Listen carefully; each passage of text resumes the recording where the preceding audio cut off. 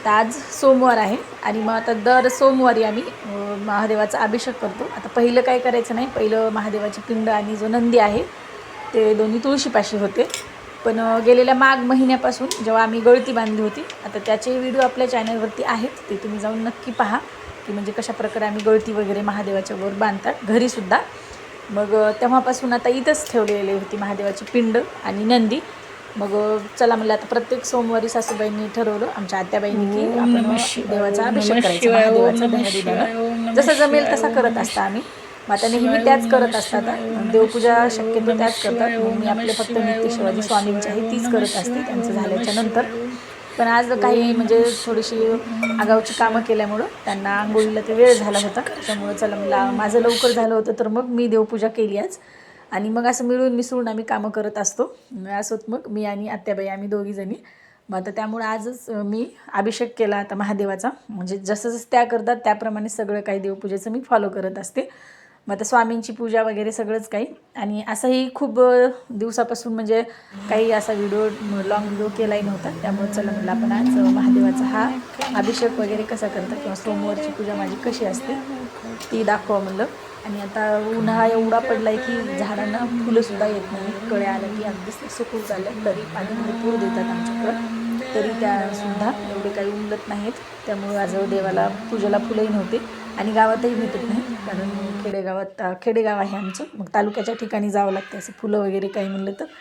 आणि आजची एक खास गोष्ट म्हणजे आज मी पहिल्यांदाच कॅमेऱ्याच्या समोर आली आहे. आता तुम्हाला दिसलंच असेल. आणि खरंच कॅमेऱ्याच्या समोर यायलासुद्धा खूप डेअरिंग लागते, ती तर काही माझ्यात नाही. म्हणजे 2-3 वेळेस ट्राय केलं मी आधी, किंवा कॅमेऱ्यासमोर बोलून मग तो कसं वाटायला आपणच बघितला तो व्हिडिओ, असं काही करून त्याच्यानंतर चला म्हणलं आता पहिल्यांदाच कॅमेऱ्यासमोर यायचं आहे तर मग पूजेच्याच व्हिडिओमार्फत आपण यावं. आणि मला हेच सोयीचं वाटलं. त्याच्यामुळंच मग आता पूजा करतानाच मी थोडंसं घेतला आहे माझाही व्हिडिओ, म्हणजे मी कॅमेऱ्याच्या समोर आली आहे. आता बघू ते यापुढं जमलं तर आता मीही असं म्हणजे एकदम कॅमेऱ्याच्या पुढं येऊनच व्हिडिओ करेन.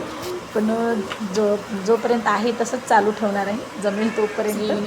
त्याच्यानंतर मग आता माळ वगैरे जप केली आणि नंतर मग जे रेग्युलरली 3 अध्याय घेते मी म्हणजे स्वामींच्या पोथीतले, त्याचंही वाचन केलं.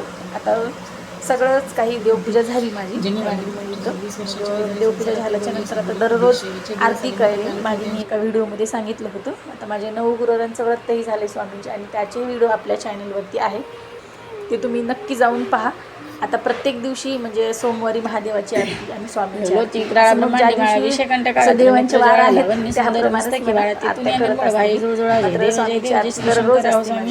दररोज करत असते. पहिलं काही करायची नाही, पण गेलेल्या माघ महिन्यापासून मात्र हेही करत आहे मी. त्याच्यानंतर मग दुपारी आता आहोंना सरबत करायचं होतं, म्हणजे काय पाहुणे कोणी आले नव्हते, आम्ही घरीच पिणार होतो. त्याच्यासाठी गेले लिंबोनीकडं. तर पहा इथं लिंबोनीला लिंबसुद्धा लागत नाही, भरपूर पाणी देतात. पण काय प्रॉब्लेम झाला आहे माहिती नाही, काय उन्हामुळं की कशामुळं, पण असे एवढाले लिंबू व्हायलेत आणि मग लगेच ते वाळून चाललेत आणि खाली पडायलेत. आणि एखादं झालं मोठं तर तेही मग असं खाली पडून नासल्या चालले असं व्हायले. आता उन्हाळा आहे, ऊनच भरपूर आहे, त्याच्यामुळं असं काही होत असेल. तरी बघू मग काय आता पावसाळ्यामध्ये याला खत वगैरे टाकला तर पुन्हा आणखी मग पहिल्याच्यासारखी बहरेल लिंबोनी.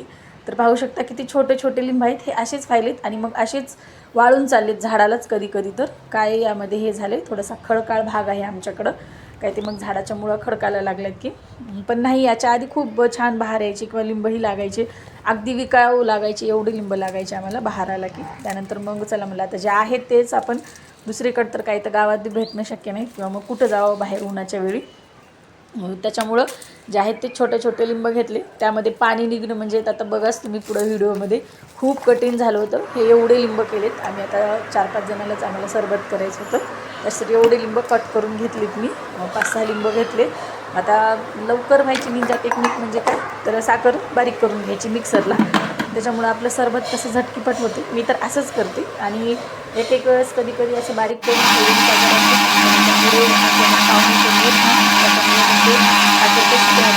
जेव्हा लागेल तेव्हाच मी साखर अशी बारीक करून घेत असते. मग लाईट नसलं तर आपल्याकडं काही ऑप्शनच नाही. मग असंच मग इथं साखर बारीक करून घेतली मी. असं केल्यामुळं कसं लवकर होतं आहे सरबत. आणि आपण जे पाणी घेतले सरबताला तेही एवढं असं काही गरम होत नाही, म्हणजे थंडच राहते. आता पर्याय भरपूर असतात, पण हा एक छोटासा पर्याय आणि मी जसं करते त्याप्रमाणे.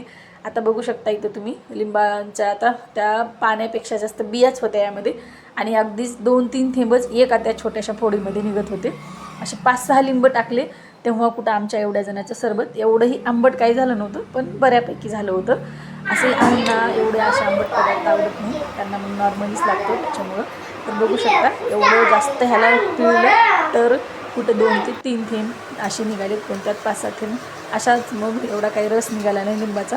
मग त्यांनी हे सरबत करून घेतलं. त्यांचा सोमवार आहे, म्हणजे मीठ वगैरे चालत नाही म्हणून बिन मिठाचंच त्यांना पाणी आणि लिंबाचा रस टाकलेलं.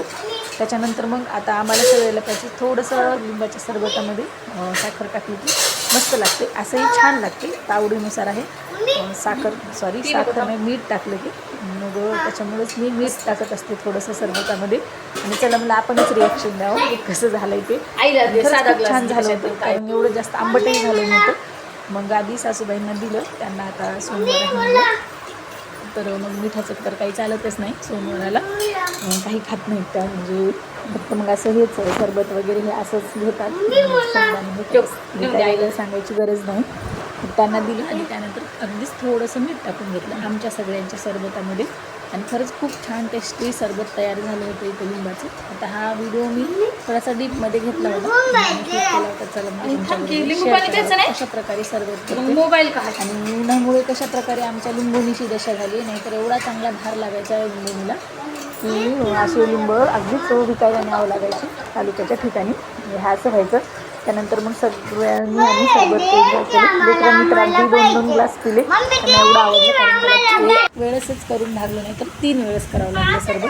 असंच मग आता इथं सायंकाळच्या वेळी खूप जोराचा वारा सुटला होता, वातावरण असं काही झालं होतं आणि सगळे बाहेर बसला होतात. मग आता तिथलं थोडंसं शूट घेतलं आहे आणि रात्री तर हद्दच झाली होती. एवढा म्हणजे पाऊस आला तर रात्री खूप जोराचा पाऊस, विजांच्या कडकडाटासह आला होता. सगळ्या भागात काही नसेल पाऊस, कुठं थोडासा कुठं कमी पारात आहे. अवकाळी पावसाचं असंच असते. बघू शकता किती वातावरणात एकदमच बदल झालेला होता. दुपारी कसं होतं आणि रात्री सगळ्या धिंगाणाच झाला होता.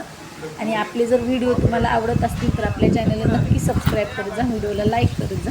आणि बघू शकता आता इथं वातावरण कसं झालं आहे. वारा सुटला होता, लेकरं तर ही पळापळ सुटली होती. आणि रात्री 11 वाजताच्या आता शूट घेतलं आणि रात्री 11 वाजता असं काय आमच्या व्यवस्थित झालं होतं. कोंडली होती, म्हणजे कचरा आला होता भरपूर, त्याच्यामुळे खूपच कडकडत होत्या. त्याच्यामुळं काही गेले नाही पावसामध्ये. नंतर सगळं काही काढल्याच्या नंतर हे पाणी गेलं होतं. 11पासून जवळपास 12पर्यंत सारखा पाऊस पडला, 1 तास. म्हणजे पाऊस थोडासा आलं की लावतो परमनंट असते. चला भेटूया.